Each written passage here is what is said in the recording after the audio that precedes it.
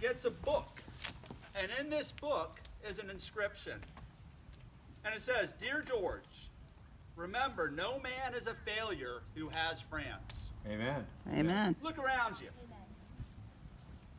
This is a tribute to Dave and Dave's life. This kind of statement sums up what I have learned hearing the stories and listening to the remembrances. So there is a lot of truth in that statement. And I want to say just a couple words. Ain't going to be long, I promise you. But as we celebrate Dave's life here on his 37th birthday, I want to tell you a couple things that I learned about him talking to y'all. Number one, I learned that Dave is a car guy. The reason that stuck out to me is way back in the day, I used to be a car guy. I told some folks I had a 73 Charger SE. The people I ran around with were all muscle car guys. 66 GTO, 70 Roadrunner, 72 Challenger. We had a Mustang Fastback. A whole bunch of us would run around. I was not always the holy man you see here before you today. Let me leave it at that. None of us. And what I learned a story about Dave. I learned, I said in my mind, I don't think I said this out loud, but from what I've heard of Dave, he was the kind of person that everybody wanted for a friend. Because I was a backyard mechanic, but if I needed help getting something serious fixed, or if I couldn't figure out something, I had my go-to friend that would help me. That's how Dave struck me.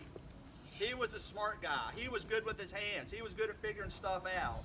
And he was kind of the go-to guy that you went to for car problems. The friend that everybody wanted. I learned that when he was 3, he had a toy that squeaked. I know about toys that squeak. Dogs. They can sometimes drive you a little bit crazy. Well, it can become a little overwhelming. So I learned that his stepfather took the squeaker out of this toy. So he brought it to his mom and said, "Fix it." His mom told him it was fixed, and he said, "No, Mommy, not fixed." I believe that was a sign of things to come at age 3, that he was going to be good with his hands. Hence the car guy that he was.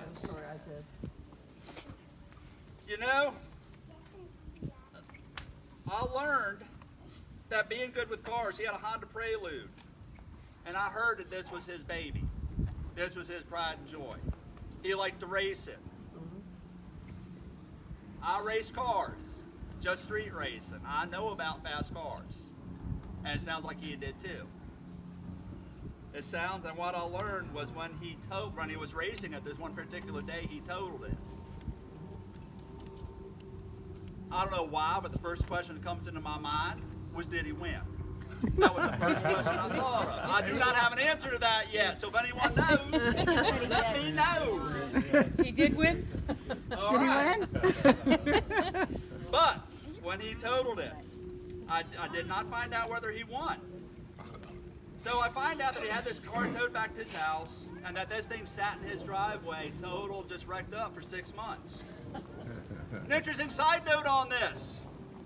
My wife and I, Susan, lived in Germany for 4 years. Wow. One of the things I learned in Germany, people were very careful about parking their cars outside, out in the driveway, because in Germany they have martins.